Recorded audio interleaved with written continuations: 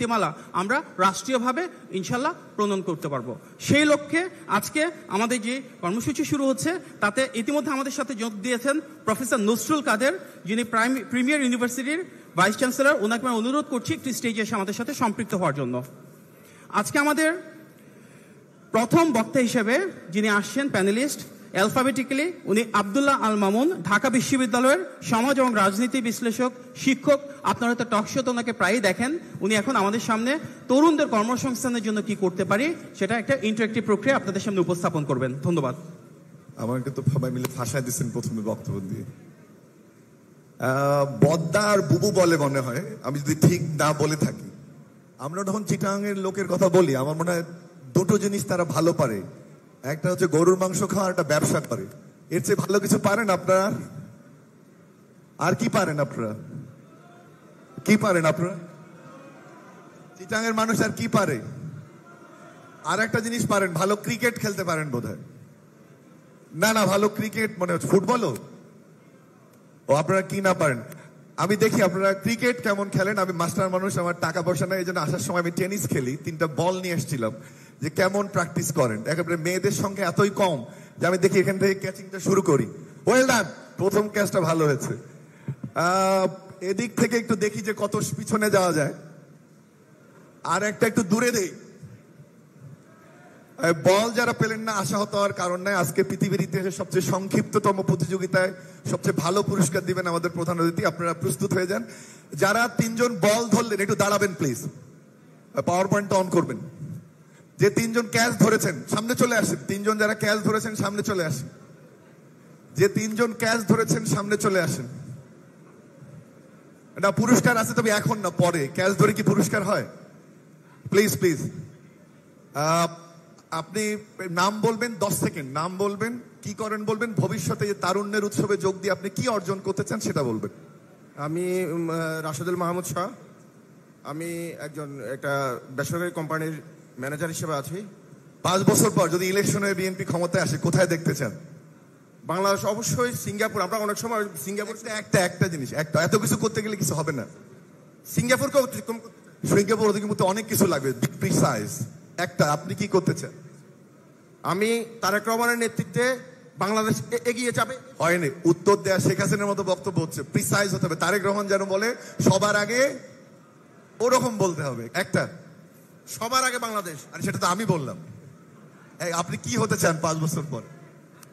আমি দেশের জন্য ভূমিকা রাখতে চাই। না, আপনার পুরস্কার দিতে পারছি না, আপনি বসেন। দ্বিতীয় একজনকে বল দিয়েছিলাম, জিজ্ঞেস করি আপনার নাম বলবেন, কি করেন এবং ভবিষ্যতে কি হতে চান? আমার নাম হলো আসমা আক্তার এন্ড আমি হচ্ছে ইস্টার্ন ইউনিভার্সিটির ভবিষ্যতে কি হিসেবে দেখতে চান নিজেকে? অফ কোর্স একজন এস্টাবলিশড ইঞ্জিনিয়ার হতে চান। ঠিক আছে, বসেন। আরেকজন ছিলেন আপনারা, আপনি একদম প্রিসাইজ 10 সেকেন্ড আপনার নাম বলবেন, কি করেন, ভবিষ্যতে কি করবেন। আমার নাম শাবাহিদ হোসেন। আমি একজন উদ্যোক্তা হতে চাই, বিশেষ করে কৃষিক্ষেত্রে। Very good. বৃষ্টি এবং আমরা একটা ইঞ্জিনিয়ারিং পেয়েছি। প্রথম যে কথাটা বলতে চাই, আমার মনে হয় যে এটি আসলে একটি ভিন্নধর্মী উদ্যোগ। আমার মনে পড়ে যে জাহাজে করে জিয়াউর রহমান একটা জাহাজে করে মেধাবী শিক্ষার্থীদের ঘুরতে বেরিয়েছিলেন পলিসি ফরমেশনের জন্য। একই ধারাবাহিকতায় খালেদা জিয়া রাজনীতি করার চেষ্টা করেছেন এবং তার সুযোগ্য সন্তান আজকে এই ধরনের অনুষ্ঠান আয়োজন করছেন। উদ্দেশ্য হচ্ছে মেধাবীদের তুলে আনা, উদ্দেশ্য হচ্ছে নেটওয়ার্কিং করা, উদ্দেশ্য হচ্ছে আগামীর ক্রিয়াশীল বাংলাদেশ তৈরি করা। রাইট? এজন্য যেটা আপনাদের কাছ থেকে চাই, আমাকে ষড়যন্ত্রের মাধ্যমে প্রথম বক্তব্য দিতে দিয়েছে, বাট যারা স্টেজে বসে আছে তাদের জন্য একটা প্ল্যাটফর্ম তৈরি করার জন্য আমি কথা বলছি। মনোযোগ দিয়ে শুনবেন। আর সত্যি সত্যি একটা ভালো পুরস্কার আছে। খসরু ভাইয়ের সামনে আপনারা দেখতে পাচ্ছেন, দেখা যাচ্ছে না, অনেক ছোট হলো, খুব মূল্যবান পুরস্কার আছে আপনাদের জন্য আমার সেশনের শেষে। আর একটা জিনিস একটু বলে নিই, যে আমরা যখন বলছি যে এই আয়োজনটা যখন হয়েছে, এর পিছনে অনেকেই কষ্ট করেছে। আমি প্রথমে স্মরণ করতে চাই আজকের অনুষ্ঠানের সম্মানিত প্রধান অতিথি, বিশিষ্ট অতিথি, বিএনপি যারা নেতৃবৃন্দ আছেন এবং বিশেষ করে যারা আপনারা অংশগ্রহণ করছেন, সবাইকে আসসালামু আলাইকুম এবং শুভ বিকেল। যে জিনিসটা দিয়ে আমি শুরু করেছিলাম, যে আমরা জানি যে আমরা এখন নেক্সট স্লাইডে, আমরা গত 15-17 বছর অনেক ধরনের উন্নয়নের গল্প শুনেছি। আমি যে জিনিসটা প্রথম 2-3 মিনিট ড্র করতে চাই, যে কেন এই ধরনের একটা আয়োজন খুব গুরুত্বপূর্ণ। সাউন্ড ক্লিয়ার হচ্ছে না এখন। Next slide.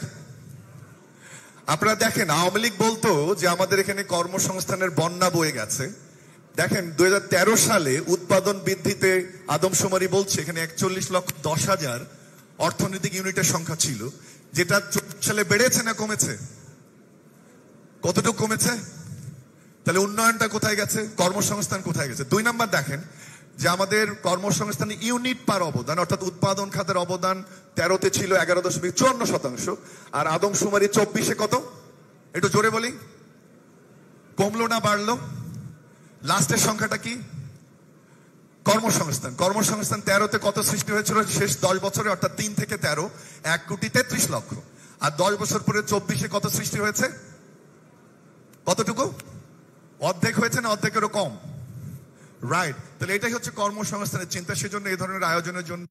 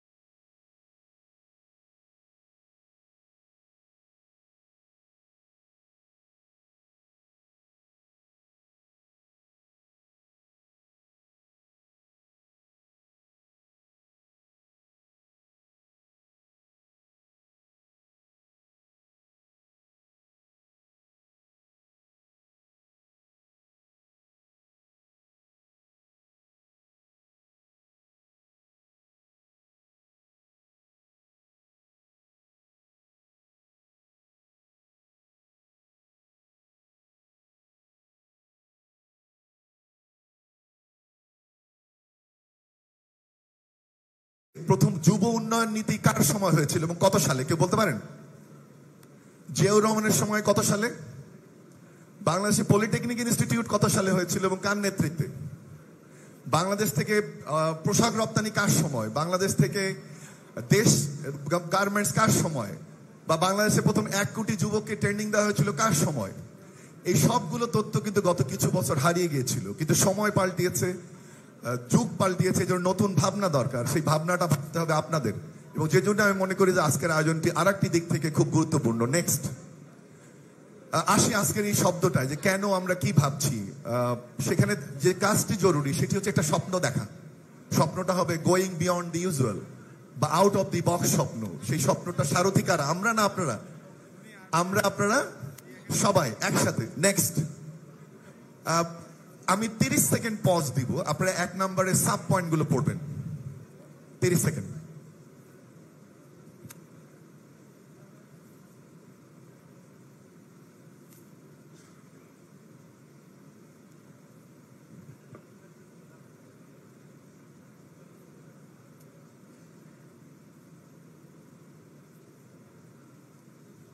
আমরা যখন সৃজনশীল ভাবনা বলছি, এই ভাবনাগুলো খুব গুরুত্বপূর্ণ। উদ্ভাবন, আত্মকর্মসংস্থান, নতুন কর্মসংস্থান, প্রযুক্তি, কৃত্রিম বুদ্ধিমত্তার প্রয়োগ, পরিবেশ বান্ধব শিল্পায়ন, স্বল্প পুঁজিতে শিল্পায়ন, বৈশ্বিক অবস্থাটা বোঝা। কিন্তু একটি জিনিস ঠিক, যে এই কাজটা আমরা কিভাবে করব। নেক্সট। সাউন্ডের সমস্যা হচ্ছে, যদি মাইকটা চেঞ্জ করতে পারি কিনা আমি, বা কি করা যাবে। Next slide.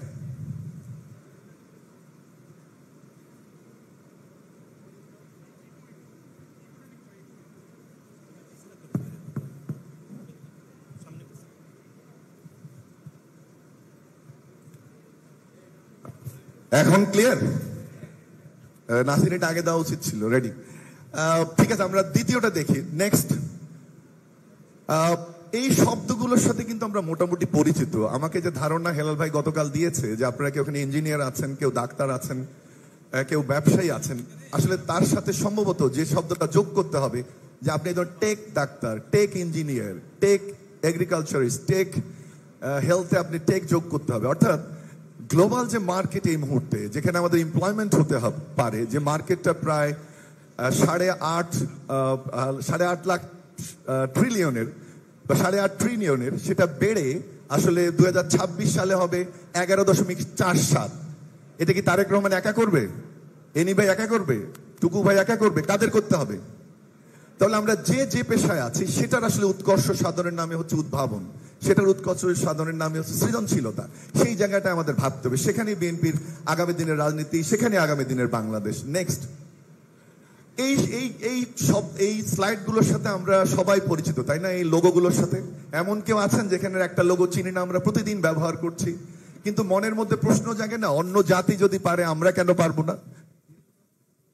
অন্য জাতি যদি পারে তাহলে আমরা কেন পারবো না? আমেরিকা যদি পারে, ইউকে যদি পারে, তাহলে আমাদের সমস্যা কোথায়? এরকম জায়ান্ট কি বানা সম্ভব? হাত দেখতে চাই। এরকম জায়ান্ট তারেক রহমানের নেতৃত্বে বানা সম্ভব?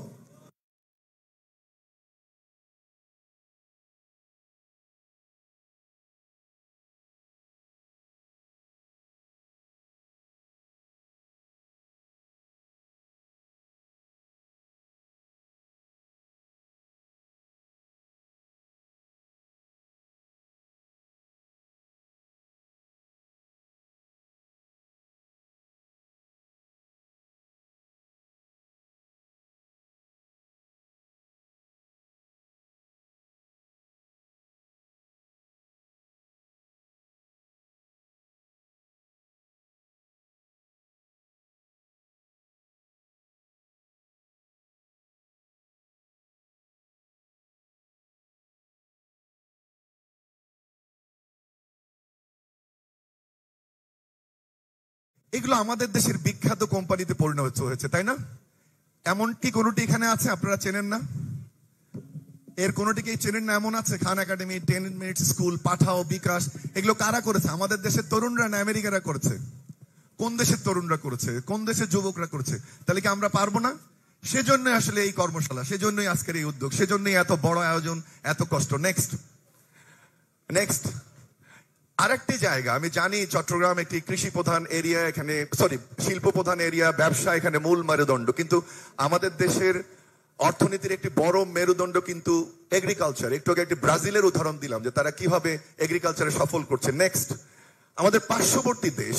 নেক্সট, কয়েকটি দেশের উদাহরণ দেখাই কৃষি ক্ষেত্রে কি হয়েছে। নর্থ আমেরিকাতে দেখেন যে কৃষিকে তারা কোথায় নিয়ে গেছে, বা সারা পৃথিবীতে কৃষির যে আজকে আকার, সেটা প্রায় 19 ট্রিলিয়ন ডলারে পৌঁছবে এটা 2030-র মধ্যে। আমরা সেই বড় একটা অপরচুনিটি আমাদের সামনে আছে, কিন্তু আমরা এখনো লাঙ্গল ইউজ করছি, আমরা হাতে ফসল বুনছি। সে জায়গায় কি থাকবে বাংলাদেশ? তাহলে শহীদ জিয়ার স্বপ্নের দেশ গড়া হবে, খালেদা জিয়ার গড়া হবে, তারেক রহমানের গড়া হবে? সেই জায়গাটায় পরিবর্তন দরকার, সেই জায়গায় পরিবর্তনের জন্য সম্ভবত বিএনপির এই আয়োজন। নেক্সট, ভারতের কথা আমি একটু আগে বলছিলাম যে ভারতে এগ্রিটেক এমন একটা জায়গায় চলে গেছে যে আজকে তারা সারপ্লাস, এতগুলো মানুষ থাকার পরে সারপ্লাস ফুড সারা পৃথিবীতে রপ্তানি করছে। নেক্সট, এই জায়গাটার জন্য আবার 30 সেকেন্ডের একটা বিরতি নিব, আর দুটো স্লাইড আমার আছে, তারপর আমি শেষ করব। সবার মনোযোগ আকর্ষণ করছি, কেউ যদি ছবি তুলতে চান তুলতে পারেন, এই পাওয়ার পয়েন্ট প্রয়োজন আমি পরে দিয়েও দিতে পারি। 30 সেকেন্ডের একটা ব্রেক নিচ্ছি, আপনারা পড়েন।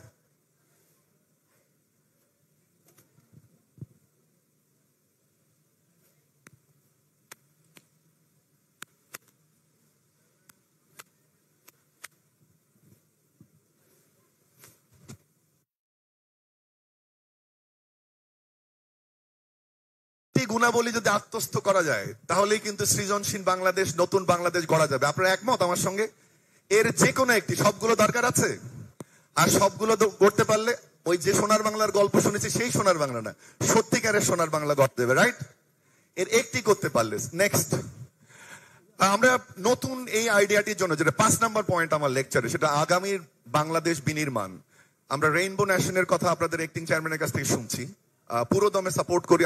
আফ্রিকা থেকে এসে বাংলাদেশে চলে আসছে, যেখানে সবাই সহজ একসাথে বসবাস করবে, একইভাবে অর্থনৈতিক মুক্তি অর্জন করবে, একটা জাতি গড়বে। নেক্সট, আরেকটি হচ্ছে 31 দফা। আপনাদের, আমি জানি না অন্য অন্য একাডেমিকরা কিভাবে নিচ্ছে, অবশ্যই এখানে ফ্লোজ আছে, এখন মিডিয়া সেল কাজ করছে, আপনাদের চেয়ারম্যান কাজ করছে, বাট আমি ব্যক্তিগতভাবে মনে করি যত ফ্লোজ থাকুক, যত সমালোচনা থাকুক, 31 দফা একটি বাংলাদেশকে সামনে এগিয়ে নিয়ে যাওয়ার জন্য কমপ্লিট প্যাকেজ। এবং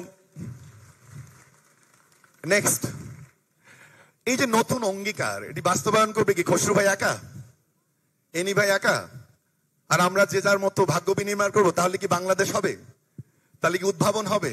নাহলে তাহলে 136 দেশের মধ্যে আমাদের পজিশনে 103 নাম্বারই থাকবো। নেক্সট, আইডিয়াটা যেটা, সেটি হওয়া উচিত একটা বৈষম্যহীন, এবং অন্তর্ভুক্তিমূলক সমাজ সম্ভবত 15 বছরের যে নিষ্পেষণ থেকে এই শব্দটা বেরিয়ে এসছে এবং সর্বোপরি জুলাই বিপ্লবের পরে এটি আরো প্রতীত হয়েছে এক বৈষম্যহীন অন্তর্ভুক্তিমূলক বাংলাদেশ। আমরা কি গড়তে চাই না চাই না? যে সুযোগ বিএনপির সামনে এসছে, যদি আপনারা মিনিমাম সঠিকভাবে কাজ করেন, এই কাজটা যদি আমরা করতে পারি যে আমরা একটা বৈষম্যহীন সমাজ গড়বো, অন্তর্ভুক্তিমূলক, শুধু আমি আমার কন্ট্রাক্টরি আমার ব্যবসা বাড়াবো না, আমি অন্তর্ভুক্তিমূলক হব। ইসলাম যেমন বলে, এটা আপনাদের নেতা জিয়াউর রহমান যেমন বলেছেন, খালেদা জিয়াও বলেছেন, এখন তারেক রহমান বলছেন, অন্যান্য নেতৃবৃন্দ বলছেন, কিন্তু কিভাবে? নেক্সট আবার 20 সেকেন্ড একটা ব্রেক নিচ্ছি, আপনারা পড়েন।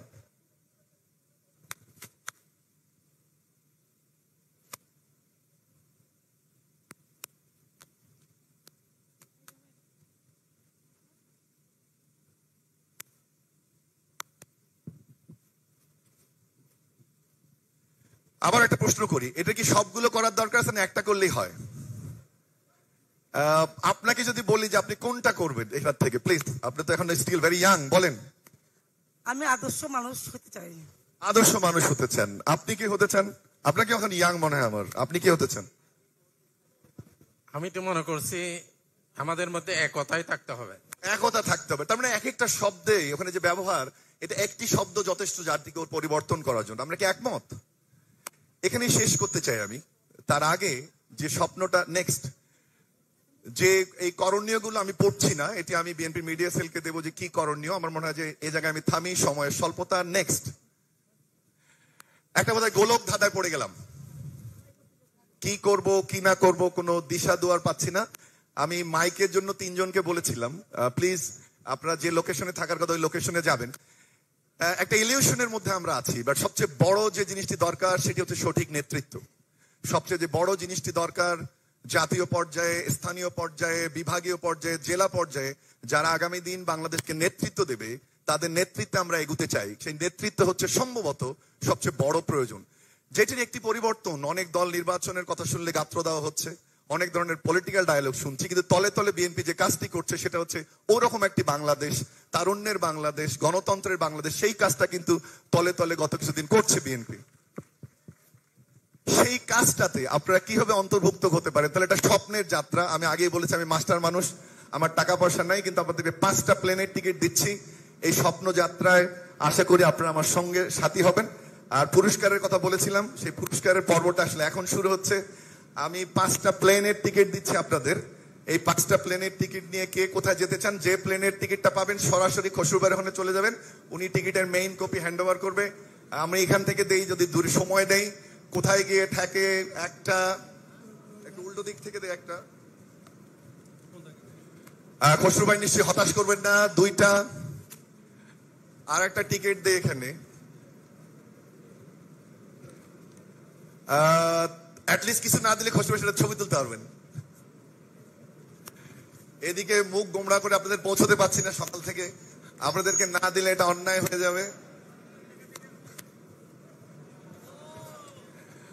আর একটা ওইদিকে দেওয়ার চেষ্টা করি। আপনারা যারা প্লেনটা পাচ্ছেন স্টেজে চলে যাবেন, স্টেজে যে প্লেন পাচ্ছেন স্টেজে চলে যাবেন। যারা প্লেন পাচ্ছেন স্টেজের সামনে যাবেন, দুঃখিত, স্টেজের সামনে আসেন, চলে আসেন।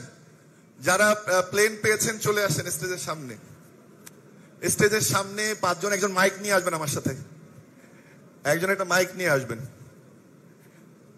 অনেকগুলো আলোচনা আমি করেছি, আমি গুরুত্ব দিয়েছি নেতৃত্বের উপর, ভিশন সেটিং এর উপর। সেটি বিএনপি করেছে সম্ভবত 31 দফা, রেইনবো বাংলাদেশ, এগুলো গঠনের মাধ্যমে।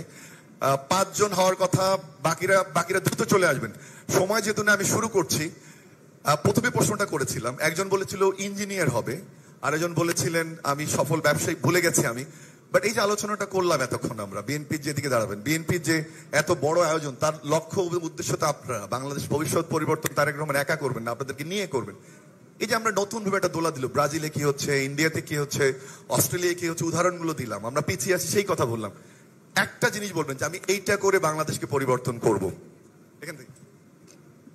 আসসালামু আলাইকুম। 10 সেকেন্ড, তাহলে ডিসকোয়ালিফাইড। আপনি খসরু ভাই আপনি শুনবেন এবং ফার্স্ট সেকেন্ড থার্ড নির্ধারণ করবেন, ওরা আপনার হাত থেকে পুরস্কার নিবে। আর আপনার মন খারাপ করার দরকার নেই, আপনার জন্য একটা গিফট নিয়ে এসেছি আমি। Alright, please 10 second. নিজের স্বাস্থ্য ব্যবস্থা এবং নিজের, যেহেতু আমি চিকিৎসা ফিল্ডের মানুষ, আমি চিকিৎসা ব্যবস্থাকে সুন্দর এবং সঠিক চিকিৎসা প্রদান মাধ্যমে বাংলাদেশকে একটা টেক শব্দ যে বললাম আমি, হেলথ টেক। হেলথ টেক করতে হবে, right? Give a big hand for him. Next 10 second. আমার আসলে সবচেয়ে বড় স্বপ্ন হচ্ছে আমাদের তারুণ্যের অহংকার তারেক রহমানের যে চিন্তাভাবনা। স্তুতি গেতে হবে না আপনাকে। আচ্ছা, আমরা চাচ্ছি, আমি চাই এমন একজন উদ্যোক্তা হতে যেটার মাধ্যমে আমাদের ছাত্র সমাজকে পরিবর্তন করার জন্য। সময় থেকে কম্পিটিশন হচ্ছে, দিতে পারছি না, 10 সেকেন্ড ওভার। আমার মতে স্বাস্থ্য, শিক্ষা, প্রতিরক্ষা। একটা বলতে হবে, জাজ করছে উনি তাকাচ্ছে কিভাবে দেখেন, বলেন। আমার মতে এই তিনটা ব্যাপার একসাথে একীভূত করা উচিত। আমার মতে শিক্ষাটা ইম্পর্টেন্ট। শিক্ষায় কি করবেন আপনি? শিক্ষাতে আমরা মানুষের বেসিক আইটেমগুলো, যেমন আমার কিভাবে। Thank you, your time is over. Next. শক্তিশালী নেতৃত্বটা খুব জরুরি। শক্তিশালী নেতৃত্ব, give a big hand for him. এটা খুবই ইম্পর্টেন্ট, যেটা শক্তিশালী নেতৃত্ব তৈরি করতে হবে। Last one. আমি প্রযুক্তি খাতকে গুরুত্ব দিব। প্রযুক্তি খাত কোনটা? প্রযুক্তির কোন জিনিসটা? শিল্পায়ন। Very good. আজকের এটাতে আমাদের একটা সাকসেস ও বুঝেছে। Good, very good. আপনি যদি একটু কাইন্ডলি অ্যানাউন্স করেন who should be the first, second and third, and please then আমরা পুরস্কার নিয়ে চলে যাবেন। আমি স্টেজে যাব। মামুন, প্রথমে বলতে হয় তোমার ফ্লাইট গুলো কিন্তু ডিরেকশনলেস ছিল। It all went in the wrong direction. তুমি ছুটতে দিকে যাচ্ছে কিন্তু ওদিকে। এনিওয়ে, তারপরে তো 5 জন, এখানে 6 জন আসছে। আই থিঙ্ক যারা আমার বাম পাশে আছে, সামহাউ এটা কোইন্সিডেন্স হতে পারে, আমার বাম পাশে যারা আছে, I think they should be the winner.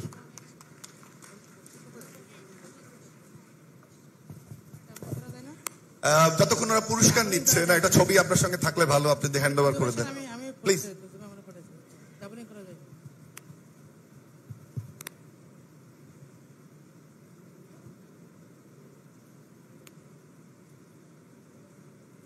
শেষ করি। আপনাকে যে বলছিলাম, ঢাকা বিশ্ববিদ্যালয়ের লোগো উপহার দিলাম আমি খসরু ভাইকে, নাহলে বলবো যে সবাইকে। হ্যাঁ, আপনাকে দিলাম মনে রাখার জন্য। Thank you so much. অনেকক্ষণ সময় নিয়ে ফেলেছি, দুঃখিত হোস্ট যারা বক্তব্য দিচ্ছে তাদের কাছে। শেষ করি, ওদের গিফটটা দিয়ে দেন আপনি। আপনি তো দেন না, আমি দেখিনি। এটা ঢাকা বিশ্ববিদ্যালয়ের একটা শো পিস, আমাদের অপরাজয় বাংলার। এটা কিন্তু বিএনপি সৌজন্যে না, আমার সৌজন্যে। শেষ করবো একটা কথা বলে। আমার ধারণা এই সবকিছু তারেক রহমান তার চিন্তা ভাবনার ক্ষেত্রে একটা শব্দ, দুটো শব্দ দিয়ে এনেছেন। সেটা কি? সবার, আবার একসাথে। ভালো থাকবেন। ধন্যবাদ মামুন ভাই। আমাদের মাঝে ইতিমধ্যে সম্পৃক্ত হয়েছেন চট্টগ্রাম মেডিকেল বিশ্ববিদ্যালয়ের ভিসি অধ্যাপক ওমর ফারুক ইউসুফ স্যার। আমাদের সাথে সম্পৃক্ত হয়েছেন চট্টগ্রাম বিশ্ববিদ্যালয়ের প্রো ভিসি অধ্যাপক কামাল উদ্দিন স্যার। আমি আপনাদেরকে আসন গ্রহণ করার জন্য অনুরোধ করছি। আমরা এখানে অনেকেই রয়েছি যাদের হয়তো উদ্যোক্তা বা এন্টারপ্রেনার হওয়ার ইচ্ছা আছে। আমাদের অনেক অ্যাসপিরেশন আছে, আমরা টেকনোলজি সেক্টরে কিছু করতে চাই, আমরা জব ক্রিয়েট করতে চাই, আমরা এমন কোনো একটা কোম্পানি এস্টাবলিশ করতে চাই যার মাধ্যমে দেশের একটা ব্রেক থ্রু হয়, টেকনোলজিক্যাল ব্রেক থ্রু। সেখানে হতে পারে দেশের ইকোনমিতে অনেক চেঞ্জ আনা, হতে পারে ডিজিটাল স্পেসে খুব ইউনিক কোনো কিছু করা। আমরা যদি বাংলাদেশে সে ব্র্যান্ডগুলোর দিকে তাকাই যারা নিজেদের সে এন্টারপ্রেনারিয়াল স্পিরিট নিয়ে বাংলাদেশকে বদলে দিয়েছে, তার মাঝে কিন্তু অন্যতম পাঠাও। আমরা অনেকেই, হয়তো সবাই, পাঠাওয়ে রাইড শেয়ার করেছি, পাঠাওয়ে ফুড অর্ডার করেছি, পাঠাওয়ে গ্রসারি শপিং করেছি, কিন্তু আমরা জানি না সেই পাঠাওয়ের পেছনের মানুষটাকে। আজকে আমাদের মাঝে রয়েছেন পাঠাওয়ের সিইও ফাহিম আহমেদ। আমাদের সবার সৌভাগ্য, উনি ওনার জার্নিটা শেয়ার করবেন এবং আমাদেরকে তুলে ধরবেন একজন উদ্যোক্তা হওয়ার জন্য কি প্রয়োজন, কিভাবে রাষ্ট্রীয় প্রতিকূলতা অতিক্রম করে দেশের জন্য টেকনোলজি খাতে নিউ অপরচুনিটিস তৈরি করা যায়, আমাদের যে চ্যালেঞ্জ, যে উইকনেস রয়েছে সেগুলোকে ক্যাপিটালাইজ করে কিভাবে নিউ স্পিরিটের মাধ্যমে দেশের ইকোনমি এবং এন্টারপ্রেনারশিপের মাধ্যমে এমপ্লয়মেন্ট ক্রিয়েট করা যায়। ধন্যবাদ।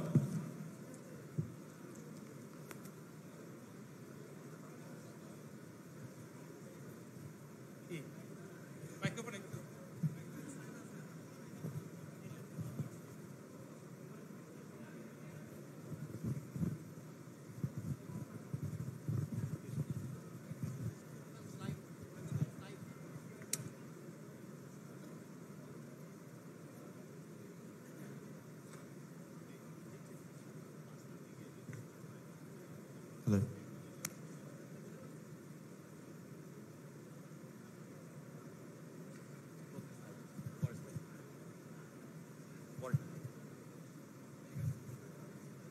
Pore slide.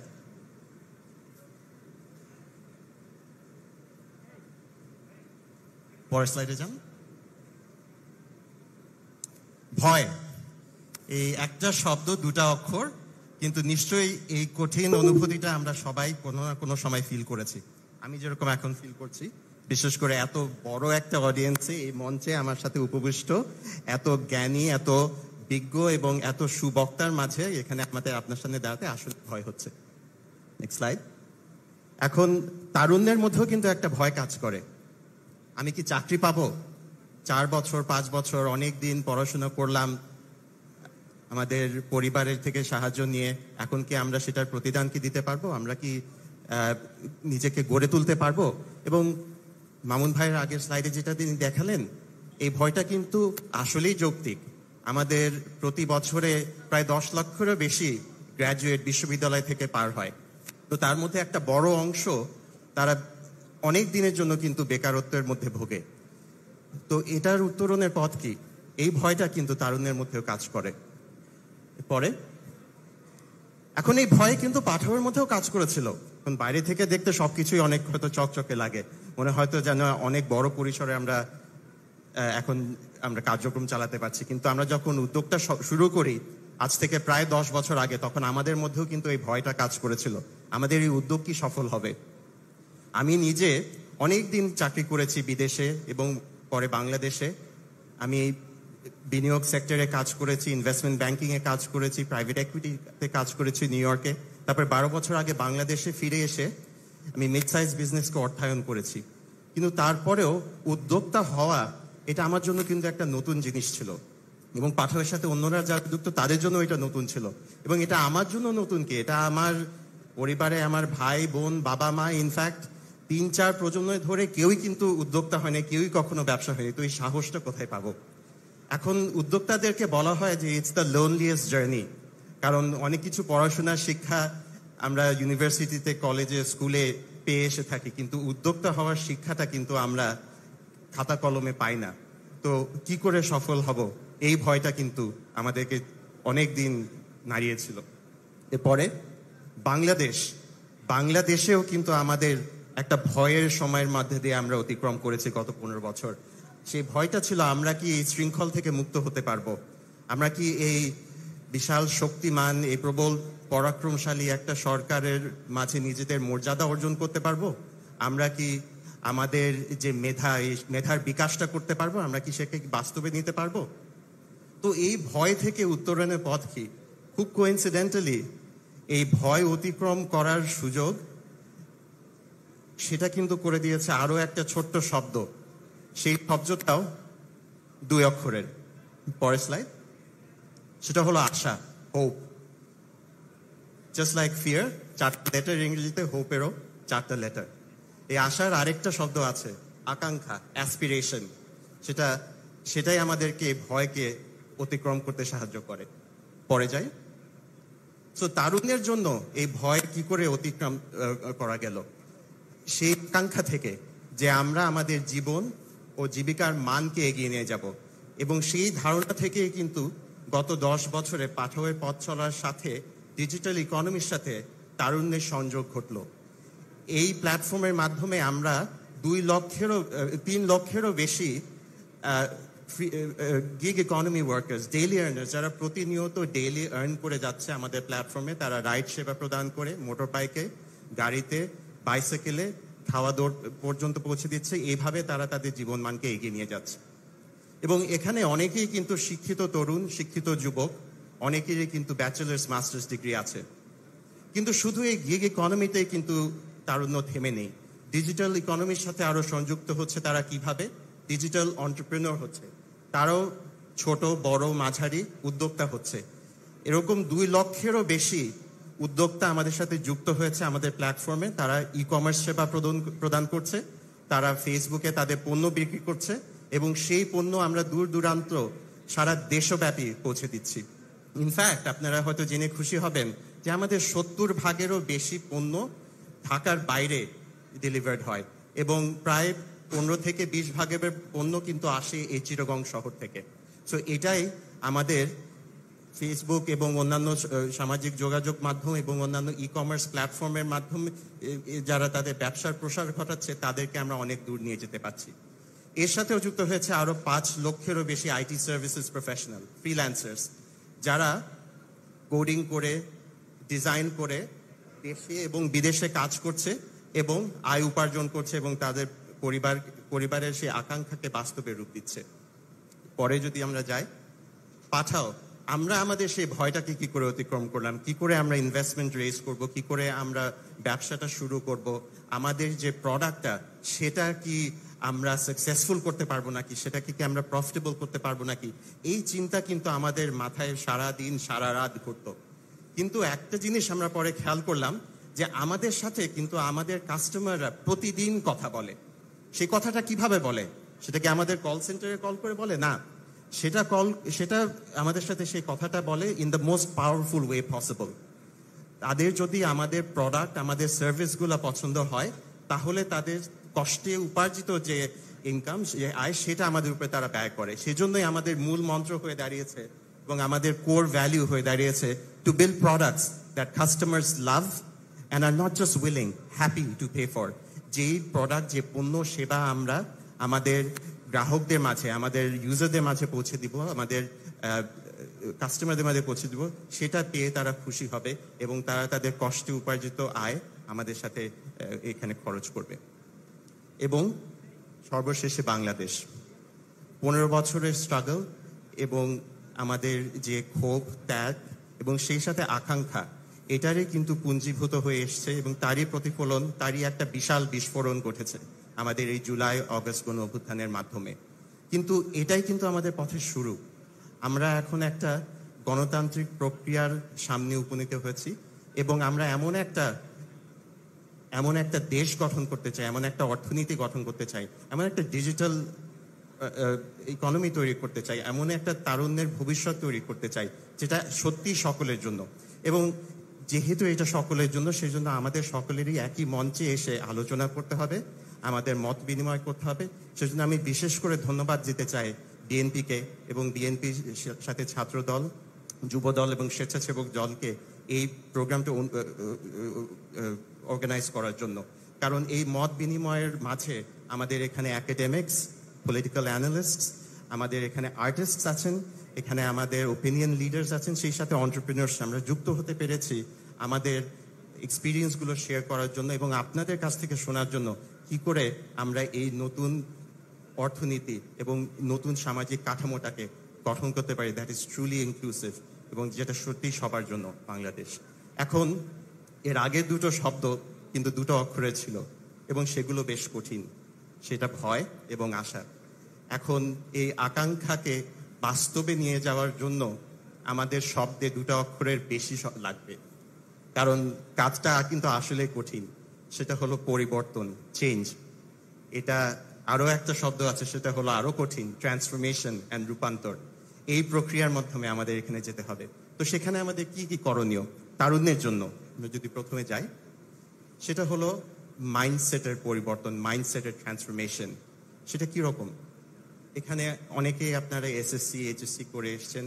এখানে আমাদের একটা আকাঙ্ক্ষা থাকে আমরা জিপিএ 5 পাবো, জিপিএ 4.5 পাবো। ওটা পাওয়ার পরে আমরা ইউনিভার্সিটিতে যাবো, অনেকে বিবিএ করবো, বিবিএ করার পরে মাস্টার্স করবো। কিন্তু তারপর কি?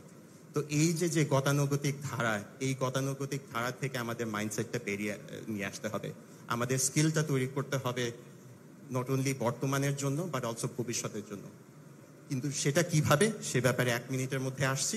কিন্তু প্রথম যে পরিবর্তন, সে মনস্তাত্ত্বিক পরিবর্তন, সেটার জন্য আমাদের তারুণ্যকে প্রথমে নিজেদেরকে গঠন করতে হবে।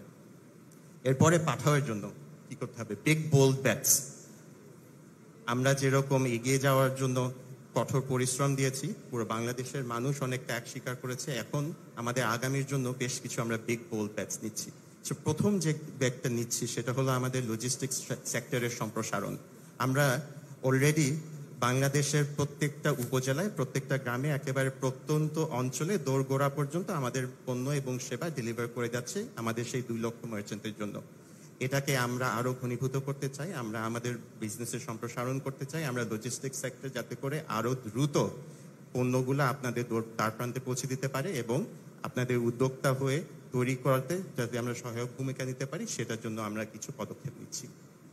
এরপরে যেটা আমরা করছি, যে উদ্যোক্তাদের ট্রেনিং, উদ্যোক্তারা কি করে সেলস বাড়াবে, কি করে অর্ডার ম্যানেজ করবে, কি করে ইনভেন্টরি ম্যানেজ করবে, এগুলোর জন্য আমরা ইনভেস্ট করছি। এবং তৃতীয়ত সেটা হলো যে উদ্যোক্তা হওয়ার জন্য শ্রম, মেধা, এর সাথে আরেকটা জিনিস লাগে, সেটা হলো ক্যাপিটাল, সেটা হলো পুঁজি।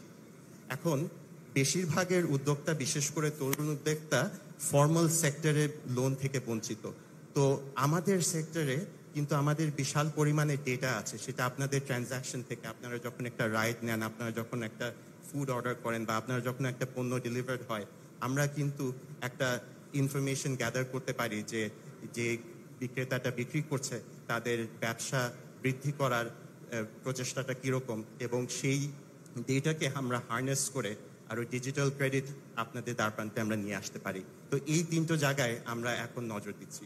সেই সাথে এখন বাংলাদেশ, আমরা যদি এর পরেরটাতে যাই, বাংলাদেশের জন্য আমাদের তিনটা জিনিস দরকার। একটা হলো আপস্কিলিং, আমাদের একটা ডেটাবেস তৈরি করতে হবে, আমাদের একটা সিস্টেম তৈরি করতে হবে যেটার মাধ্যমে আমরা সেকেন্ডারি আর হায়ার সেকেন্ডারি লেভেলে স্কিলগুলোকে অ্যাসেস করতে পারি, যে কার মেধা কোন দিকে আছে, কে ভোকেশনাল ট্রেনিংয়ে দিতে পারে, কে প্রফেশনাল এডুকেশনে দিতে পারে, কে জেনারেল এডুকেশন যেতে পারে, সেভাবে যেতে পারে, যাতে করে সবারই গতানুগতিক ধারায় যাতে করে আগাতে না হয়। এবং সেই সাথে প্রাইভেট সেক্টরকে এখানে নট অনলি যুক্ত করে বা তাদেরকে সামনে রেখে সেই সব ভোকেশনাল ট্রেনিং কারিকুলাম অ্যান্ড সেন্টারগুলো গড়ে তুলতে হবে। এই জন্য আমরা আশা করি আমরা আগামীতে অনেক ভূমিকা রাখতে পারবো। দ্বিতীয় যেটা লাগবে সেটা হলো ডিরেগুলেশন। আমাদের এখানে অনেক লাইসেন্স, অনেক ট্যাক্স বার্ডেন, এগুলোকে সিম্পলিফাই করতে হবে। আমাদের ডিজিটাল ইকোনমির সাইজ খুবই ছোট। আমাদের পুরো ডিজিটাল ইকোনমির যে সাইজ, আমাদের কাছাকাছি দেশ ইন্দোনেশিয়া, তাদের অর্থনীতির সাইজ আমাদের থেকে কাছাকাছি 2-3 গুণ হলেও তাদের ডিজিটাল ইকোনমির সাইজ 50-60 গুণ বড়। তো এগুলোকে আনলক করার জন্য আমাদের টেলিকম সেক্টরকে ঢেলে সাজাতে হবে, আমাদের ফাইন্যান্সিয়াল সেক্টরকে ঢেলে সাজাতে হবে। এবং শেষ হলো ইনভেস্টমেন্ট তৈরি করার জন্য আমাদের এই একটা ল বেসড রেজিম তৈরি করতে হবে।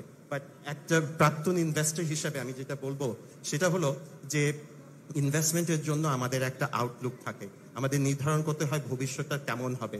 এখন ভবিষ্যৎটা যখন অজানা থাকে, ভবিষ্যৎটা যখন একটা অন্তর্বর্তী সময়ের মধ্যে দিয়ে আমরা যখন অতিক্রম করি, তখন কিন্তু কেউ ইনভেস্টমেন্টের দিকে আগায় না। সেই জন্য আমাদের দ্রুত দরকার একটা রোডম্যাপ তৈরি করা, কিভাবে একটা স্বচ্ছ নির্বাচনের মাধ্যমে আমরা গণতান্ত্রিক প্রক্রিয়ায় আবার উপনীত হতে পারবো। এবং সব শেষে আমি যেটা বলবো সেটা হলো সেই সামনের সবার জন্য বাংলাদেশ গড়ার পথে আমাদের যাত্রা তো সবে শুরু। অসংখ্য ধন্যবাদ। ধন্যবাদ। আমরা জানি, আমরা যারা বাংলাদেশে পড়াশোনা করেছি সবার মাঝেই দেখা যায় অনেক সময়ই একটা অংশ রয়েছে বিদেশে চলে যায়, কারণ বাংলাদেশে পর্যাপ্ত অপরচুনিটি থাকে না। একটা মাইন্ডসেট অনেকে রয়েছে যে হায়ার এডুকেশন, বিদেশে পড়তে যায়, বিদেশি চাকুরির জন্য থাকতে যায়। কিন্তু আমাদের একটা বড় স্বপ্ন, আমাদের অ্যাক্টিং চেয়ারম্যান জনাব তারেক রহমান বারবার বলেছেন যে উনি চান বিদেশে যে ট্যালেন্টগুলো রয়েছে, আমাদের যে ডায়াসপোরাস রয়েছে, ওনাদেরকেও ন্যাশনাল পলিসি মেকিংয়ে আমরা এঙ্গেজ করতে চাই। ওনাদের যে এক্সপার্টিস রয়েছে, যে নো হাউ বা নলেজ রয়েছে, যে টেকনিক্যালিটিস রয়েছে, সেটাকে আমরা বাংলাদেশের ডেভেলপমেন্টে ইন্টিগ্রেট করতে চাই। আমাদের সাথে আজকে সে ডায়াসপোরাস থেকে একজন সম্পৃক্ত হয়েছেন।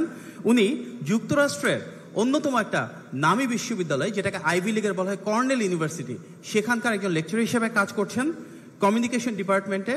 এবং উনি ভবিষ্যতে যে গণতান্ত্রিক বাংলাদেশ আসবে, সেখানে ইনশাআল্লাহ পলিসি মেকিংয়ে ডায়াসপোরাতে যারা রয়েছে, ভালো ভালো কোম্পানিতে কাজ করছেন, ভালো ভালো ইউনিভার্সিটিতে টিচিং করছেন, ওনারা কিভাবে ভ্যালু অ্যাড করতে পারেন, কিভাবে আমাদের জাতীয়তাবাদী আদর্শ অনুপ্রাণিত হয়ে আমরা এমন পলিসি ফ্রেমওয়ার্ক তৈরি করতে পারি যেখানে আমাদের লোকাল নলেজ, আমাদের ইন্টারন্যাশনাল নো হাউ সবগুলোর মাধ্যমে আরও বেশি জনসম্পৃক্ত, আরও বেশি অন্তর্ভুক্তিমূলক হতে পারি, এবং গ্লোবাল বেস্ট প্র্যাকটিসগুলোকে আমরা লোকালি কন্টেক্সচুয়ালাইজেশনের মাধ্যমে অ্যাপ্লাই করতে পারি বাংলাদেশে। আমি এখন অনুরোধ করবো আমাদের সাথে অনলাইনে কানেক্টেড হবেন কর্নেল বিশ্ববিদ্যালয়ের শিক্ষক জামাল উদ্দিন।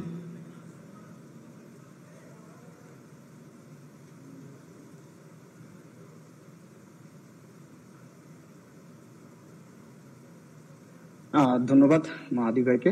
আমাকে কি শোনা যাচ্ছে? মাহাদি ভাই আমাকে শুনতে পাচ্ছেন? হ্যাঁ, ক্লিয়ার শোনা যাচ্ছে, প্লিজ। ধন্যবাদ আয়োজক বৃন্দদের আজকের এই গুরুত্বপূর্ণ সেমিনার আয়োজন করার জন্য। বিশেষ করে ডায়াসপোরা কমিউনিটিকে অ্যাড করানোর জন্য। আমার কাছে সবচেয়ে যে জিনিসটা ভালো লাগছে যে আমাদের এখানে বিশিষ্ট ব্যক্তিজন রয়েছেন, তার চেয়ে বড় বিষয় হচ্ছে এখানে একজাক তরুণ তরুণী উপস্থিত রয়েছেন, যারা হচ্ছে আমাদের আগামী বাংলাদেশ বিনির্মাণের জন্য সবচেয়ে বড় আইকন, এবং তারা আমাদের জুলাইয়ের হিরো বটে। আমার আগে যে দুই বক্তা কথা বলেছেন, যেমন আব্দুল্লাহ মামুন ভাই, তিনি যে জিনিসটা ফোকাস দিয়েছেন যে এই তরুণ প্রজন্মেই তারা বাংলাদেশ বিনির্মাণ করবে, তারা নিত্য নতুন প্রযুক্তির আবিষ্কার করবে, সেখানে তাদের এন্টারপ্রেনারশিপ গড়বে। আমাদের সেকেন্ড বক্তা যে জিনিসটা ফোকাস দিয়েছেন যে ফাহিম ভাই, যে ভয়কে জয় করা, this is very important thing. আমাদের অনেক স্কিল রয়েছে, অনেক এবিলিটি রয়েছে, কিন্তু আমরা অনেক সময় সামান্য উদ্যোগ গ্রহণ করব, এই ভয়ে যে আমরা কিভাবে ইনিশিয়েটিভ করবো, কিভাবে শুরু করবো, তার জন্য আমরা কিছুই করতে পারি না। এই জন্য এই ভয়কে জয় করা খুবই ইম্পর্টেন্ট। আজকে আমি আমার বক্তব্যে যে জিনিসটা শেয়ার করার চেষ্টা করব সেটা হচ্ছে আমাদের এই তরুণ প্রজন্ম কেন জব পায় না, আর আমাদের যারা এই বর্তমানে আমাদের এখানে তরুণ নেতৃত্ব রাজনৈতিক নেতৃবৃন্দ রয়েছেন, তারা কোন কোন জায়গায় পলিসি মেক করতে পারেন, সেই জায়গাগুলোতে একটু ইনপুট দেওয়া। আপনারা জানেন বাংলাদেশে প্রায় প্রতিদিন 2000 লোক জব মার্কেটে প্রবেশ করে। আবারও বলছি, প্রায় 2000 লোক প্রতিদিন জব মার্কেটে প্রবেশ করে, তাদের বেশিরভাগ লোক জব পায়। বাট দ্য ইম্পর্টেন্ট থিং, বাংলাদেশের যে পপুলেশন, এই পপুলেশনের একটা বড় অংশ হচ্ছে ইয়াং ফোর্স, যাদের বয়স 20 থেকে 40 বছরের মধ্যে। কিন্তু আপনি যদি দেখেন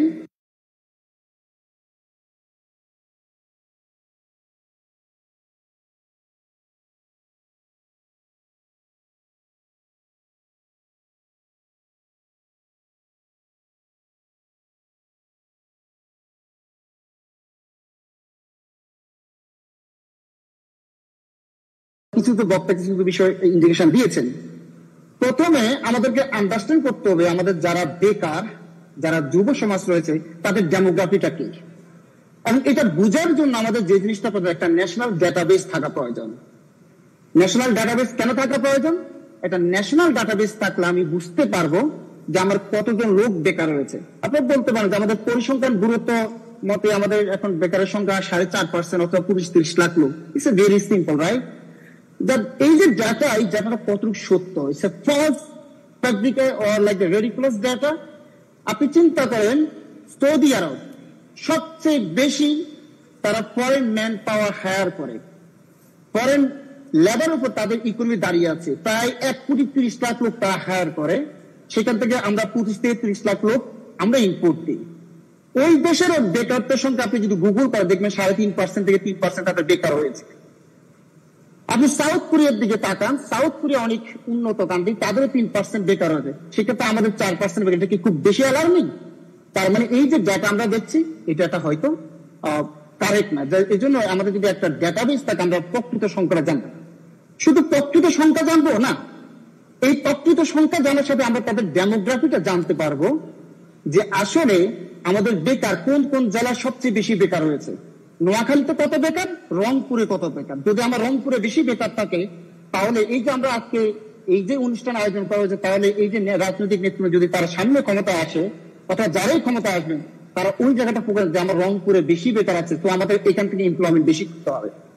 আমরা যদি জানি তাদের এডুকেশনাল ব্যাকগ্রাউন্ডটা কি, যে কতজন অ্যাকচুয়ালি ইংলিশ মিডিয়ামে পড়েছে, কজন বেঙ্গলি মিডিয়ামে, কয়জন অ্যারাবিক মিডিয়ামে পড়েছে, তাহলে তাদের স্কিল অনুসারে তাদের কোন ধরনের স্কিল আছে, স্কিল সেট আছে, কোন ধরনের তাদের প্রফেশনাল স্কিল অথবা নন প্রফেশনাল স্কিল আছে, সেগুলো যদি জানতে পারি, সেই হিসেবে তাদেরকে আমরা জব মার্কেটে অ্যালোকেট করতে পারবো অথবা প্লেসমেন্ট করতে পারবো।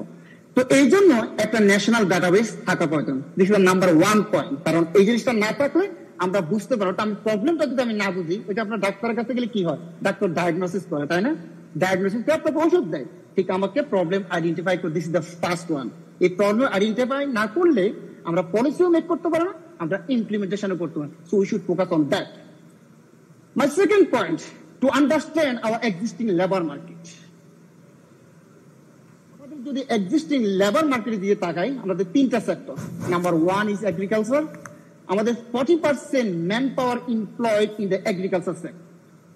আমার এর আগে মামুন ভাই বলে গেছেন যে আমাদের এই এগ্রিকালচারের আমাদের আধুনিকায়ন প্রয়োজন। ইয়েস, সারা বিশ্বে আপনি যদি টাকা লেবার ফোর্সের দিকে, তাদের এগ্রিকালচারের এমপ্লয়মেন্ট হচ্ছে 10 থেকে 15%, হাইস্ট 20%, কিন্তু আমাদের মতো দেশে 40%। দ্যাট মিনস আমাদের এই সেক্টরে প্রচুর আধুনিকায়ন দরকার। আপনি জানেন আমাদের বাবারা চাচারা যারা হচ্ছে হাল চাষ করতো অথবা জমিতে কাজ করতো, তার দিনের পর দিন বৃষ্টিতে ভিজে তারা ঘন্টার পর ঘন্টা সময় করে অল্প একটু জায়গা তারা চাষ করতে পারত। কিন্তু আধুনিকায়নের ফলে মাইলকে মাইল আপনি একজন ব্যক্তি চাষাবাদ করতে, আপনি ইউএস এর দিকে তাকান, জার্মানিতে তাকান, অস্ট্রেলিয়া তাকান, তাদের কি পরিমাণ আধুনিকায়ন হয়েছে। তো আমাদের এগ্রিকালচারের সবচেয়ে বেশি আপনার অটোমেশন দরকার, আধুনিকায়ন দরকার। এখন আপনি বলতে পারেন যদি আমি এখানে এত ফোকাস দিই তাহলে তো আমার বেকার বেড়ে যাবে, এখনই আমার অনেক বেকার, এগ্রিকালচার যদি অটোমেশন হয় তাহলে আরো বেকার বেড়ে যাবে। তাহলে আপনি দেখেন আমাদের সেকেন্ড সেক্টর ইন্ডাস্ট্রিতে আমাদের কত পার্সেন্ট? মাত্র 20%। অথচ এই ইন্ডাস্ট্রিতে আমাদের এমপ্লয়মেন্ট হওয়ার কথা ছিল 40 থেকে 50%। আমাদের সার্ভিস সেক্টর আমাদের কত পার্সেন্ট কাজ করে? প্রায় 40%। আপনি যদি অন্য দেশগুলোর দিকে তাকান যারা হচ্ছে উন্নতি করতেছে বা ডেভেলপ কান্ট্রি, তাদের 60-70% সার্ভিস সেক্টরে। দ্যাট মিনস আমরা কতটুকু পিছিয়ে আছি এই একটা পরিসংখ্যানের মাধ্যমে আমরা বুঝতে পারবো আমাদের লেভেল কোথায়। আরো যদি আপনি বুঝতে পারেন আমাদের লেভেলটা, সেটা হচ্ছে আপনি গ্লোবাল ইন্ডেক্সে বাংলাদেশের যে স্কিল সেট সেখানে আমাদের অবস্থান কোথায়। আমি একটা অর্গানাইজেশন নাম বলি, গ্লোবাল ট্যালেন্ট কম্পিটিটিভনেস ইন্ডেক্স 2023। তাদের পরিসংখ্যানে আমাদের অবস্থান হচ্ছে 134টা দেশের মধ্যে 123তম। এগেন 134টা দেশের মধ্যে আমাদের অবস্থান 123তম, অর্থাৎ আমরা পিছনের দিক থেকে সামনের সারিতে রয়েছি।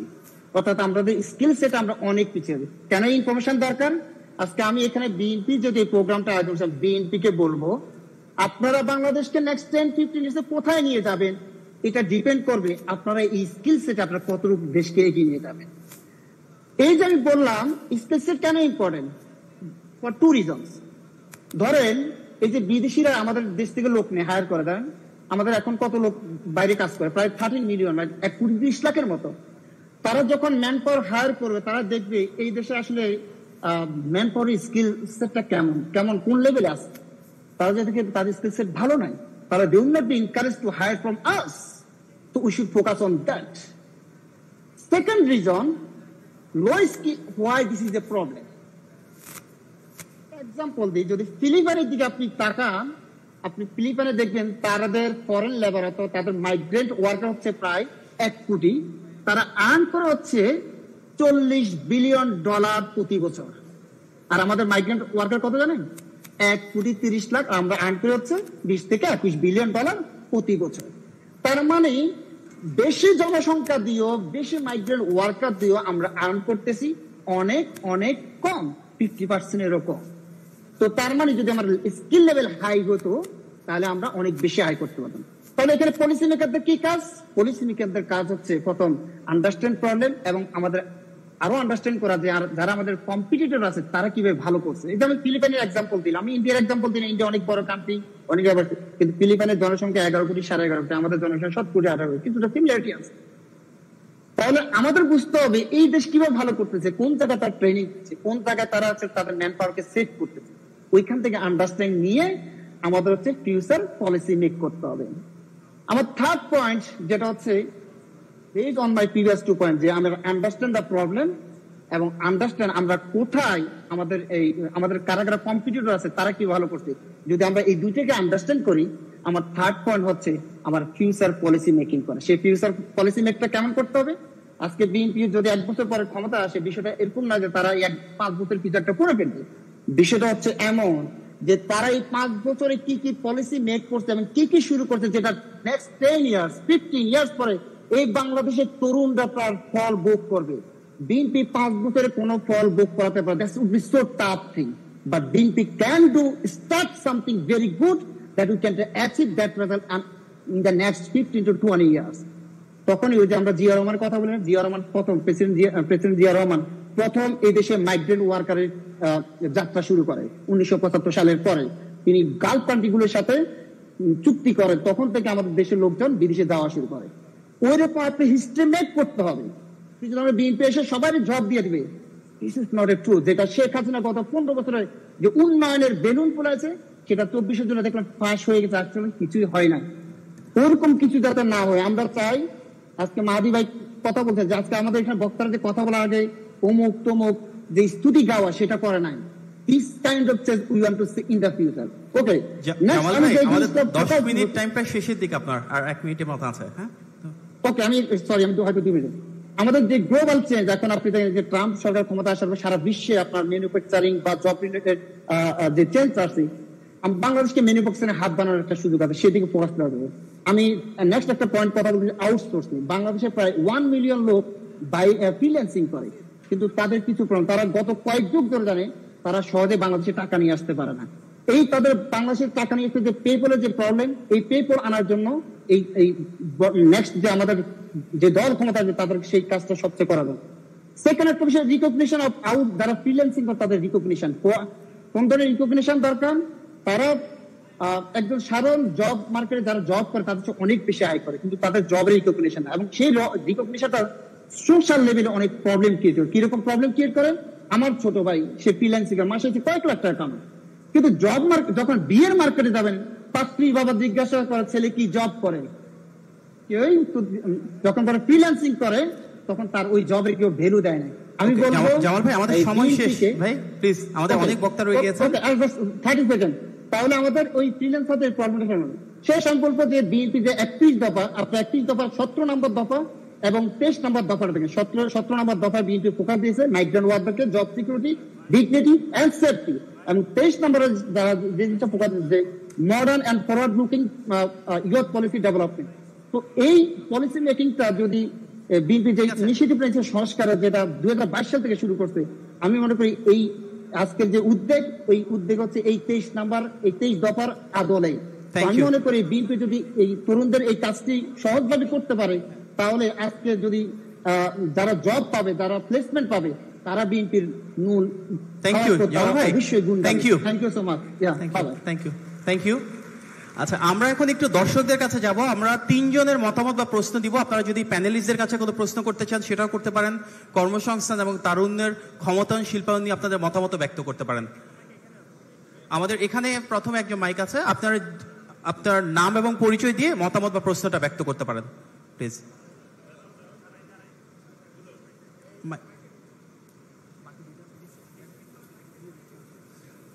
বিসমিল্লাহির রহমানির রহিম। আমি সারিয়ান চৌধুরী। আমার বাইরে পড়াশোনা করি, বাংলাদেশ নিয়ে সবসময় কাজ করার ইচ্ছা আমার। তো সামনে আমাদের পলিসি মেকার্সরা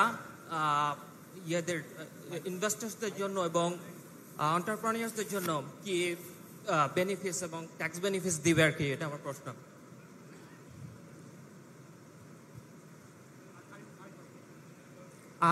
ডিফারেন্ট কি ফরেন ইনভেস্টার্সদের জন্য ট্যাক্স বেনিফিটস থাকবে নাকি কোনো?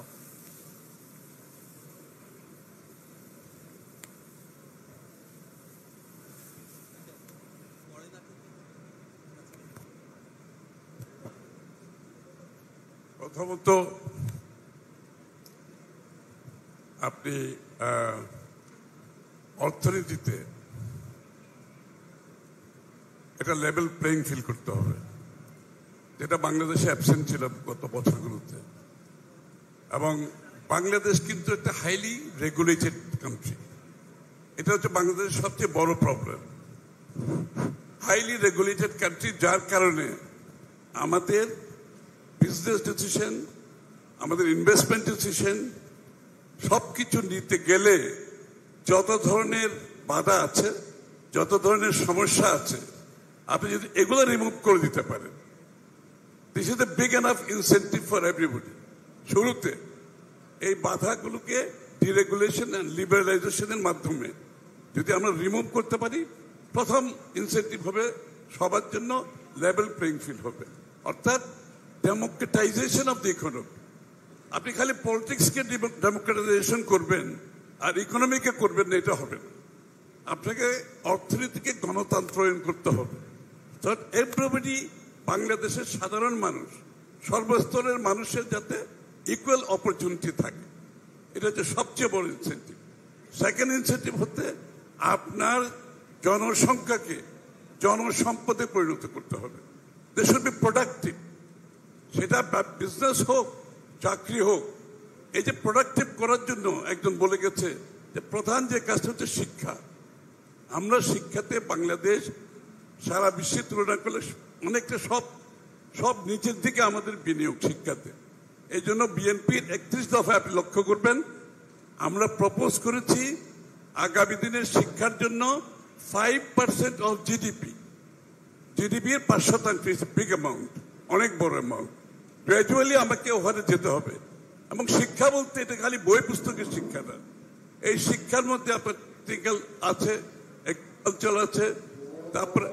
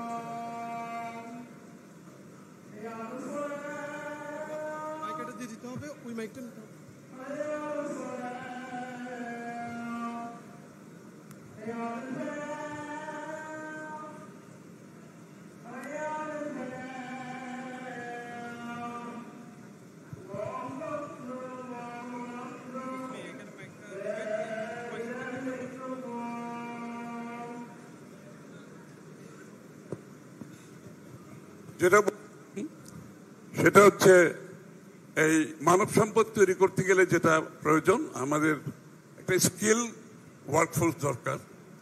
এবং এই জন্য কিন্তু আমাদের যে 5% জিডিপির বিনিয়োগে যাচ্ছে বিএনপি, সেখানে স্কিলিং একটা বড় ইনভেস্টমেন্ট, রিস্কিলিং, অর্থাৎ আপনার একটা স্কিল আছে বাট আপনাকে অন্য একটা জবের জন্য রিস্কিলিং করতে হয়। So there will be skilling and there will be reskilling and there will be upskilling. অর্থাৎ আপনি যে স্কিল আছে ইটস নট এনাফ, এই জন্য আপনাকে আরো আপস্কিল করতে হবে। এখানে একটা বড় বিনিয়োগ আছে, BNP is committed for that. Technologically জাতিকে এগিয়ে আসতে হবে। যে জাতি, যে দেশ এখন টেকনোলজিতে পিছিয়ে থাকবে তাদের কিন্তু সামনে যাওয়ার সুযোগ নেই। সেটা আপনি এগ্রিকালচার হোক, সেটা সেবা হোক, সেটা আপনি ইন্ডাস্ট্রি ম্যানুফ্যাকচারিং হোক, সেটা সরকার পরিচালনা হোক। স্বচ্ছতা যদি আনতে চান, আপনার প্রোডাক্টিভিটি যদি বাড়াতে চান, কম্পিটিটিভ হতে চান, তাহলে আপনাকে ডেফিনেটলি টেকনোলজিক্যালি বিশ্বের যে মানদণ্ড আছে সেই মানদণ্ডে আমাদেরকে পৌঁছতে হবে। এবং তার চেয়ে বড় কথা যেটা হচ্ছে যে আমাদের এন্টারপ্রেনারশিপ আছে, কিন্তু আমরা তাদেরকে এন্টারপ্রেনার হওয়ার জন্য এগুলো করার পরে একটা সিদ্ধান্ত বিএনপি নিয়েছে, যেটা আমরা বলছি কিন্তু সামহাউ এটা ট্র্যাকশন পাচ্ছে না, জনগণের কাছে যাচ্ছে না। সেটা হচ্ছে আমরা গার্মেন্ট সেক্টরে জিয়াউর রহমান সাহেব যে বন্ডেড ওয়্যার হাউস এবং ব্যাক টু ব্যাক এলসির মাধ্যমে লিবারালাইজেশন, ডিরেগুলেশনের মাধ্যমে জিয়াউর রহমান সাহেব যে পলিসি নিয়েছিল, যার কারণে বাংলাদেশের গার্মেন্ট সেক্টর আজকে এখানে দাঁড়িয়ে আছে, কিন্তু বিকজ জিয়াউর রহমান সাহেবের এই পলিসির জন্য। আগামীতে আমাদের পলিসিতে যেটা থাকবে, আমি একটু ক্লিয়ারলি বলতে চাই, এটা আরো 10-15টা সেক্টর যেগুলো আছে আমরা সবগুলো লিবারালাইজ করে দেব। আমরা এদেরকে back to back LC facility দেব, আমরা এদেরকে বন্ডেড ওয়্যার হাউস দেব। This is a big incentive. এই যে আমাদের দেশে গার্মেন্টসে এই যে ইয়াং ছেলে মেয়েরা যে উঠে আসছে, বিকজ এই যে আমরা back to back LC bonded warehouse দিয়েছি, এটার সুযোগ নিয়ে কিন্তু আজকে আমাদের প্ল্যান আছে আগামী দিনে 10টা, 15টা, 20টা সেক্টরে যেখানে সম্ভাবনা আছে সেখানে আমরা back to back LC, bonded warehouse সহ টোটাল লিবারালাইজেশন মধ্যে যাব। থার্ডলি হচ্ছে total deregulation of the economy, অর্থাৎ আমরা সরকারি কর্মকর্তা আমাদের বিজনেস ইকোনমিক ডিসিশনের বাইরে রেখে বিএনপির যে লক্ষ্য সেটা আমরা নিজেরা অবশ্যই বাস্তবায়ন করব। এবং সেটা করার জন্য আমরা যে টেকনোলজির কথা বলছি, সব কিছুর ডিসিশন আমরা চাইব অনলাইন। বিদেশি বিনিয়োগকারী হোক, দেশি বিনিয়োগকারী হয়, সরকারি আমলাদের কাছে যেতে না হয়। এর বাইরে রাখবো আমরা। আপনি বাসায় বসে আমি একটু দীর্ঘ বলছি তাহলে বিষয়গুলো পরিষ্কার হোক। আপনি বাসায় বসে আপনার কোম্পানি 24 আওয়ার্সের মধ্যে রেজিস্ট্রেশন করতে পারবেন। আই ক্যান গ্যারান্টি ইউ 24 আওয়ার্সের মধ্যে you can register your company. আপনার যত ধরনের সরকারি এই যে কি বলে পারমিশনের বিষয় আছে, এভরিথিং উইল বি অনলাইন। আর ইনভেস্টার বিদেশি কথা একটা বলা হয়েছে, বিদেশি ইনভেস্টার জন্য আমাদের যে প্রোগ্রাম নিয়েছি সেটা দক্ষিণ এশিয়াতে কোথাও নাই। বিএনপি যে প্রোগ্রাম নিয়েছে সেটা কি?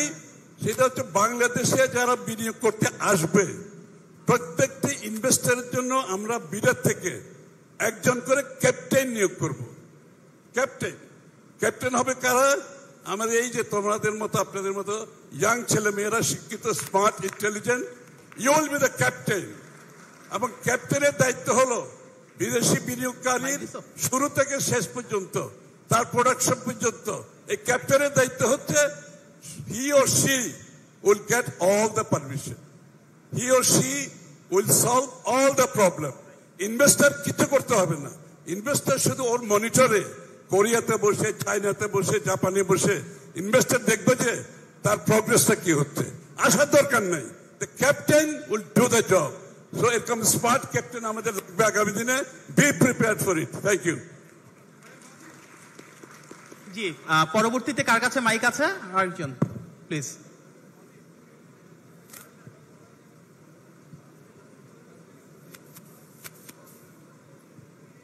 জি please. Assalamu alaikum. As a current student, আমার ইনকোয়ারিটাও আমাদের জন্য relevant. As a student, আমাদের কিন্তু অনেকেই fresh graduates বলুন বা after HSC, current undergrad students, ওরা কিন্তু very willing to work. But বিভিন্ন কারণে, lack of experience এর কারণে we feel like we are not prepared adequately to get into the job field. So in the presence of many educators in the panel, আপনাদের রেকমেন্ডেশনটা কি হবে so that we are prepared to get into the job field, to acquire the necessary experience that we need at this graduate level? Thank you. Thank you. আপনি কি particularly কাউকে প্রশ্নটা করেছেন? আপনি if you can pick anybody. Any educator, I would love the insight of any educator in the panel. Sir, would you like to answer the question? Or anyone here would be great. Thank you. আপা বলতে পারেন? বাইরে যেতে চায়? আপা বলবে মনে হয়। Anybody, আপনারা যেটা করেন। বাইরে যাওয়ার জন্য? No sir, just আমরা যেন after HSC বা after graduate আমাদের education levelটা যাতে আমাদেরকে prepare করে দেয়, or how can we be prepared on a policy level, on an education level, to enter the job field, to encounter the unemployment problem directly? I think one of the predicaments that has been highlighted by Khosru a moment ago, that education has to be a system of transformation. যেখানে তোমার IELTS টা প্রয়োজন হবে না, বা তোমাকে school এমন ভাবে তৈরি করবে। আর ইন ইংলিশ মিডিয়াম আর Bangla medium? I'm English version, yes. So তোমার ক্ষেত্রে তো কেসটা ভিন্ন। তুমি হয়তো বা যেগুলো প্রবলেম গুলো হয় আমাদের দুটো, আমরা SAT বা GMAT, GRE এই এক্সাম গুলোতে আমাদের ছেলেমেয়েরা ভালো করে না। আর সেকেন্ডলি হচ্ছে IELTS এর যে ইস্যুটা সেটা। But truly speaking, the system has to be one single system. এখানে উনি আছেন বা পলিসি মেকাররা, যে আমাদের এই মাদ্রাসা, এই বাংলা, এই ইংরেজি এগুলোর বাইরে গিয়ে will be looking forward under this 31 point or in future with the BNP, that there has to be one comprehensive system that could promote the younger generation to go outside. However, I am deadly against the brain drain. আমি চাই যে তুমি গিয়ে আবার ফেরত আসো। I think Nerinapa, you can compliment something. আমি আসলে আমার মনে হয় ওর প্রশ্নটা ছিল যে আমাদের এডুকেশনাল সিস্টেমটার কোন পরিবর্তন হলে ও কর্মক্ষেত্রে নিজেকে করতে পারবে। আসলে সমস্যাটা কি হয়েছে জানেন, আমরা গত 15 বছরে দেখেছি সৃজনশীল শিক্ষার নামে আমাদের ছেলে মেয়েদের সৃজনশীলতা কেড়ে নেওয়া হয়েছে। হ্যাঁ, এই যে সৃজনশীলতা কেড়ে নেওয়া হয়েছে, আমি কি করে একজন শিক্ষক হয়ে আমার ছাত্র ছাত্রীকে শিক্ষার্থীকে বলি যে সে কি করে এর থেকে পরিত্রাণ পাবে? আমি মনে করি শিক্ষা হতে হবে জীবনধর্মী, শিক্ষা হতে হবে শুধু মুখস্থ বিদ্যা নয়, শিক্ষা হতে হবে আপনাকে এনলাইটেন করবে, আপনাকে আলোকিত করবে।